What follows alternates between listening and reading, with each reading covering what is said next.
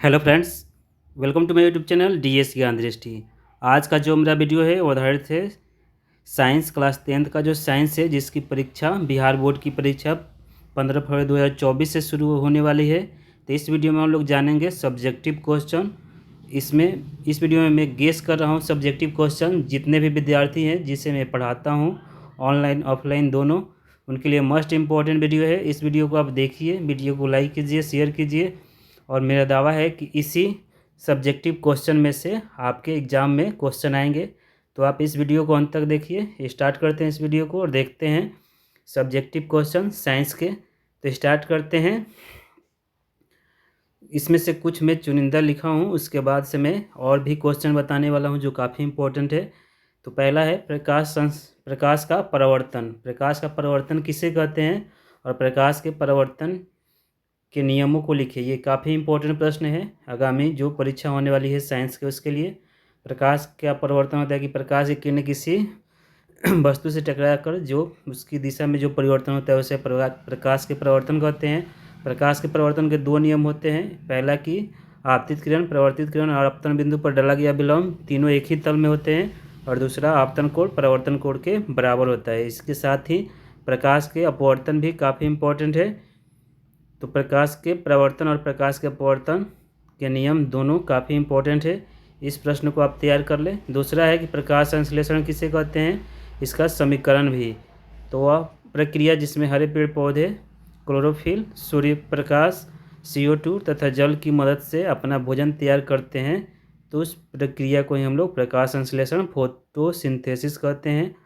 और इसका समीकरण भी इम्पोर्टेंट है। तीसरा है रासायनिक अभिक्रिया और रासायनिक समीकरण को उदाहरण सहित परिभाषित करें। तो ये हो जाएगा कि जब एक ही पदार्थ के दो परमाणु आपस में या दूसरे तत्व के परमाणुओं के साथ एक निश्चित अनुपात में संयोग करके एक नए गुण वाले पदार्थ का निर्माण करते हैं, तो उस प्रक्रिया को हम लोग रासायनिक अभिक्रिया कहते हैं, केमिकल रिएक्शन कहते हैं। और रासायनिक अभिक्रियाओं में भाग लेने वाले पदार्थों का, जिसमें अभिकारक और प्रतिफल दोनों शामिल होते हैं, उनके संकेत और सूत्रों द्वारा संक्षिप्त निरूपण को ही रासायनिक समीकरण कहते हैं। इसके साथ साथ संतुलित रासायनिक समीकरण भी जरूरी है, जैसे C+O2 एरो मतलब रिएक्शन करके ये CO2 बनाते हैं। तो ये संतुलित समीकरण का उदाहरण है। अगला है धातु और अधातु किसे कहते हैं। तो धातु और धातु की परिभाषा हो जाए कि वे तत्व जो विद्युत और ऊष्मा के सुचालक होते हैं, तो उन्हें हम धातु कहते हैं। धातु सामान्यतः ठोस होते हैं। अधातु जो प्रायः विद्युत और ऊष्मा के कुचालक होते हैं, वे अधातु कहलाते हैं। अधातु प्रायः गैस और द्रव अवस्था में पाए जाते हैं।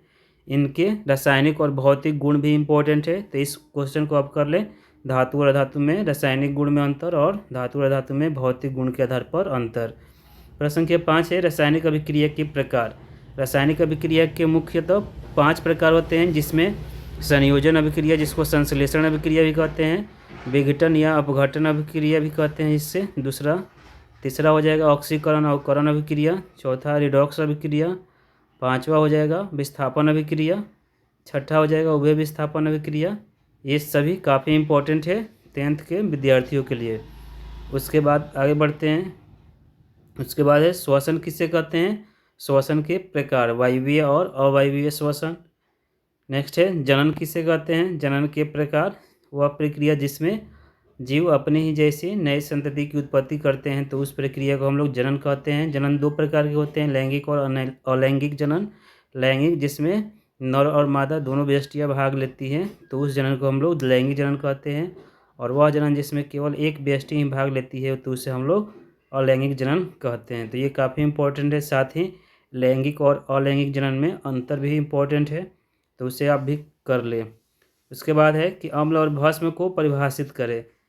तो अम्ल और भस्म की परिभाषा है कि वे पदार्थ जो जलीय विलयन की अवस्था में हाइड्रोजन आयन देते हैं, तो अम्ल कहलाते हैं, जैसे हाइड्रोक्लोरिक अम्ल, सल्फ्यूरिक अम्ल, नाइट्रिक अम्ल इत्यादि। और भस्म जो जलीय विलयन या द्रवित अवस्था में हाइड्रोक्साइड आयन OH आयन मुक्त करते हैं, वे भस्म कहलाते हैं। जबकि जल में घुलनशील भस्म को हम लोग क्षार के नाम से जानते हैं। भस्म के उदाहरण हो जाएगा sodium hydroxide, potassium hydroxide, ammonium hydroxide etcetera. और अम्ल में और भस में अंतर भी याद कर लें। इसके वीडियो में बना चुका हूँ, आप उस वीडियो को देखें। उसका लिंक मैं इस वीडियो के डिस्क्रिप्शन में दे दूँगा, आप देख सकते हैं। उसके बाद बढ़ते हैं रासायनिक बंधन। रासायनिक बंधन होता है कि जब दो परमाणुओं को आप आपस में बांध कर रखने वाला वह बल जो दो परमाणुओं को आपस में बांध कर रखता है उसे हम लोग रासायनिक बंधन कहते हैं। रासायनिक बंधन दो प्रकार के होते हैं, आयनिक या विद्युत संयोजी बंधन, और दूसरा होता है सहसंयोजक बंधन, इलेक्ट्रोकोवैलेंट बॉन्ड और कोवैलेंट बॉन्ड। तो इसकी परिभाषा भी जरूरी है। आयनिक या विद्युत संयोजी बंधन की परिभाषा हो जाएगी कि वह बंधन जिसमें इलेक्ट्रॉनों के पुनःस्थानांतरण के फलस्वरूप बंधन बनता है, तो उसे हम लोग रासायनिक बंधन कहते हैं। और वह बंधन जिसमें दो परमाणुओं के बीच इलेक्ट्रॉनों के साझा के फलस्वरूप जो बंधन बनता है उसे हम लोग सहसंयोजक बंधन कहते हैं। आयनिक बंधन के उदाहरण हो जाएगा सोडियम क्लोराइड, कैल्शियम क्लोराइड, जबकि सहसंयोजक के हो जाएंगे मीथेन, एथेन, प्रोपेन एटसेट्रा। उसके बाद है प्रतिरोध किसे कहते हैं। इसे अभी काफ़ी इंपॉर्टेंट प्रश्न है, इसका ये सही मात्रक लिखे। मतलब किसी परिपथ मतलब वह कारक जो किसी परिपथ से विद्युत धारा का विरोध करता है तो उसे हम प्रतिरोध कहते हैं। प्रतिरोध का जो ये सही मात्रक होता है वो ओम होता है। इसके बाद है समजातीय श्रेणी को परिभाषित करें। समजातीय श्रेणी काफ़ी इंपॉर्टेंट है, जैसे कि इसकी परिभाषा हो सकती है कि जो दो मतलब यौगिकों के बीच सिंगल बॉन्ड CH2 का मतलब अंतर पाया जाता है तो उसे हम लोग समजातीय श्रेणी के नाम से जानते हैं। जैसे एल्केन के एग्जाम्पल ले लेते हैं, एल्केन में मीथेन और एथेन है, इनके बीच जो अंतर होता है वो CH2 का होता है। तो फ्रेंड्स ये हम क्वेश्चन कुछ मतलब गेस किए थे, इसके अलावा और भी क्वेश्चन है। जैसे चैप्टर जो रसायन शास्त्र है उसका बता रहा हूँ मैं, रासायनिक अभिक्रिया, रासायनिक समीकरण, इसके अलावा रासायनिक अभिक्रिया के प्रकार, उसके बाद धातु और धातु में अंतर, उसके बाद उदासीनीकरण अभिक्रिया क्या है, कार्बन और उसके यौगिक, विद्युत रासायनिक बंधन, उसके बाद एल्केन, एल्कीन, एल्काइन, समवायी और समवायता, उसके बाद विरंजक चूर्ण या ब्लीचिंग पाउडर के रासायनिक सूत्र, इसके उपयोग, बनाने की विधि, इसके अलावा प्लास्टर ऑफ पेरिस, इसके सूत्र, उपयोग, बनाने की विधि, उसके बाद कार्बन के समस्थानिकों के उपयोग, इसके अलावा भौतिकी में बढ़ते हैं तो भौतिकी में है कि F=R/2 को सिद्ध करें। इसके अलावा विद्युत रासायनिक श्रेणी क्या है, उसके बाद गैल्वेनिक सेल बैटरी क्या है, इसके बाद ओम के नियम को सत्यापित करें। विद्युत विभव, विद्युत वाहक बल, प्रतिरोध, विद्युत धारा, आवेश की परिभाषा लिखें। साथ ही प्रतिरोधों के जो क्रम होते हैं, पार्श्व क्रम और श्रेणी क्रम, इसको सत्यापित करें। साथ ही विद्युत धारा का ऊष्मीय प्रभाव को परिभाषित करें। इसके अलावा मोटर का सिद्धांत लिखें, डायनेमो का, मैक्सवेल के नियम को लिखें, उसके बाद फैराडे के नियम को लिखें। उसके बाद आगे बढ़ते हैं, इसमें बहुत जीव विज्ञान में उसमें है जय प्रक्रम को परिभाषित करें। पोषण किसे कहते हैं, पोषण के दो प्रकार होते हैं, स्वपोषण, परपोषण। परपोषण के प्रकार होते हैं मृतजीवी पोषण, परजीवी पोषण, प्राणी संपोषण, ये काफ़ी इम्पोर्टेंट है। प्रकाश संश्लेषण के लिए आवश्यक घटक जो हैं वो इम्पोर्टेंट है। उसके बाद धमनी और शिरा में अंतर क्या है, आहार नल क्या है।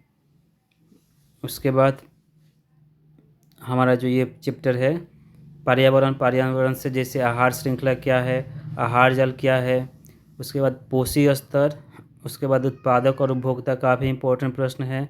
उसके बाद बहुलक और बहुलीकरण, ये भी इम्पोर्टेंट प्रश्न है। साथ ही लॉन्ग क्वेश्चन में हो जाएगा कि आप ओम के नियम को सत्यापित करें, F=R/2 को सिद्ध करें, दर्पण सूत्र को सिद्ध करें। तो इस वीडियो में हम लोग जाने क्लास 10th का जो साइंस है उसके कुछ महत्वपूर्ण सब्जेक्टिव क्वेश्चन जो काफ़ी इम्पोर्टेंट है हर तरह, जो बिहार बोर्ड की परीक्षा शुरू होने वाले हैं उसके लिए। इसके अलावा और भी प्रश्न हैं जिसको मैं बता रहा हूँ, उसकी भी तैयारी कर ले, काफ़ी इम्पोर्टेंट है यह प्रश्न सभी। इसके अलावा है कि pH स्केल क्या है, pH स्केल को परिभाषित करें। उत्फुलन से क्या समझते हैं, इसे परिभाषित करें। उसके बाद है कि गृह निर्मित सूचक से क्या समझते हैं, उसके अलावा लवण किसे कहते हैं, लवण के प्रकारों को लिखें। इसके अलावा है कि दैनिक जीवन में पीएच का क्या महत्व है। इसके अलावा है धातु और धातु में मुख्य अंतर को लिखें। उसके बाद है कि धातु विद्युत की सुचालक क्यों होती है। उसके अलावा हो सकता है कि द्विधर्मी ऑक्साइड क्या है, यह भी काफ़ी इंपॉर्टेंट प्रश्न है। उसके अलावा सोडियम को किरोसिन में क्यों डुबा कर रखा जाता है, काफ़ी इंपॉर्टेंट है ये प्रश्न। उसके बाद है कि वर्ग और आवर्त किसे कहते हैं, इसे परिभाषित करें। इसके अलावा है कि विद्युत अपघटन विधि से मतलब धातुओं का शोधन किस प्रकार किया जाता है, इसका वर्णन करें। अयस्कों के निस्तापन और जारण से क्या समझते हैं, या अयस्कों का सांद्रण क्या है, इसे परिभाषित करें। उसके बाद साबुन और साबुनीकरण क्या है, इसे परिभाषित करें।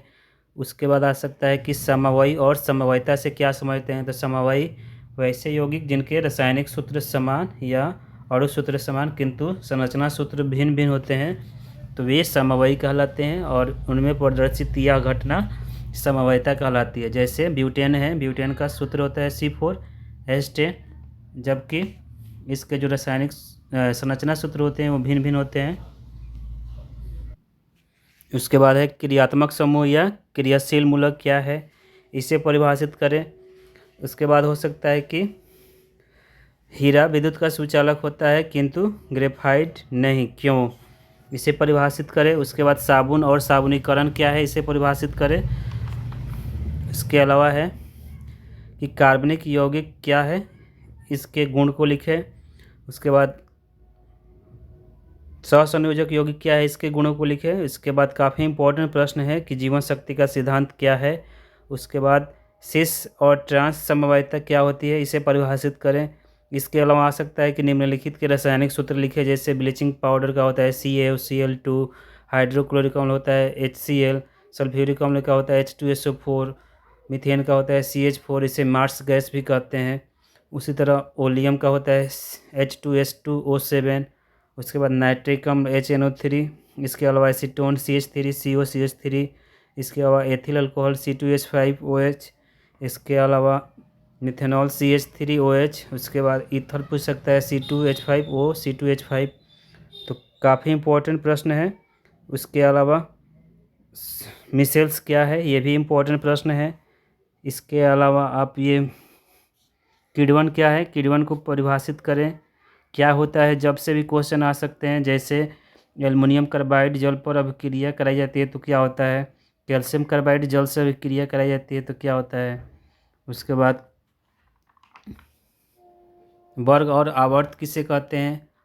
उसके बाद वर्गों की संख्या कितनी है, आवर्तों की संख्या कितनी है। इसके अलावा हो सकता है कि ऊर्जा के स्रोत क्या है, ऊर्जा के गैर परंपरागत और परंपरागत स्रोतों के बारे में लिखें। इसके अलावा हो सकता है कि अष्टक नियम क्या है, तत्वों के अष्टक नियम किसने प्रतिपादित किया था, इसके लिखे। तो तत्वों के अष्टक नियम को न्यूलैंड्स ने परिभाषित किया था। उन्होंने बताया था कि जिस तरह संगीत के सातवां स्वर आठवें स्वर के समान होता है, इसी तरह तत्व के रासायनिक गुण भी प्रत्येक तत्व अपने से आठवें तत्व के समान गुण वाला होता है, इसे ही न्यूलैंड का अष्टक नियम कहते हैं। उसके बाद ये हो सकता है कि आवर्त सारणी के उदग्र स्तंभ क्या कहलाते हैं, क्षैतिज कतारें क्या कहलाती है। तो उदग्र स्तंभ वर्ग या ग्रुप कहलाते हैं और क्षैतिज कतारें आवर्त कहलाती हैं, पीरियड कहलाती हैं। उसके बाद पूछ सकता है कि मेंडलीव की आवर्त सारणी की मुख्य विशेषताओं का उल्लेख करें। उसके बाद क्षार धातुओं क्या है, इनके नाम लिखें। इसके अलावा पूछ सकता है कि मेंडली का आवर्त नियम क्या है, इसके आधार पर बनाई गई आवर्त सारणी की रूपरेखा या वर्णन करें। इसके अलावा भौतिकी में चलते हैं, तो भौतिकी के भी काफ़ी इंपॉर्टेंट प्रश्न हैं, जैसे कि विद्युत विभव और विद्युतवाहक बल में अंतर। उसके बाद समानांतर और पार्श्व क्रम में अंतर। उसके बाद विद्युतवाहक बल किसे कहते हैं, आवेश क्या है, आवेश के प्रकार को लिखें। लघुपतन अतिभारण से आप क्या समझते हैं। उसके बाद अर्थवायर क्या है, इसका उपयोग लिखें। उसके अलावा प्रकाश का परावर्तन और प्रकाश का वर्ण विक्षेपण क्या है, स्पेक्ट्रम क्या है, आकाश का रंग नीला क्यों दिखाई देता है। उसके बाद तारे क्यों टिमटिमाते हैं? सूर्योदय और सूर्यास्त के समय सूर्योदय और सूर्यास्त के समय आकाश रक्त या रक्ताभ क्यों प्रतीत होता है? इसका वर्णन करें। इसके अलावा बहुत सारे प्रश्न हैं जो काफ़ी इम्पोर्टेंट है क्लास 10th के विद्यार्थी जो बोर्ड परीक्षा देने वाले हैं, जो आगामी 15 फरवरी 2024 से आयोजित होने वाली है। तो इस वीडियो को आप देखिए। इसके अलावा और क्वेश्चन है, जैसे क्योटो प्रोटोकॉल को लिखें, उसके बाद ये पीपीपी, जैसे हम लोग बहुलक जो होता है वो 2 प्रकार के होते हैं, जैव निम्नीकरणीय और जैव अनिम्नीकरणीय अपघटन के आधार पर। तो इसके बारे में लिखो। उसके बाद चिपको आंदोलन क्या है, इसके मतलब संस्थापक या प्रणेता कौन थे। इसके अलावा ये प्रश्न हो सकता है कि ड्रिप सिंचाई क्या है। उसके अलावा बांध से क्या लाभ है। उसके अलावा ये हो सकता है कि ऊर्जा संकट क्या है, इसके मतलब समाधान के उपाय का वर्णन करें। उसके बाद पर्यावरण संरक्षण के लिए चलाए गए अभियानों के बारे में लिखें। उसके बाद जल संरक्षण या जल प्रबंधन के लिए क्या किया जाना चाहिए। उसके अलावा ये हो सकता है कि वाहनों के लिए उत्सर्जन संबंधी मापदंड क्या है, इसका वर्णन करें। तो बहुत सारे प्रश्न हैं। इस वीडियो में जितने भी प्रश्न बताया वो काफ़ी इम्पोर्टेंट है।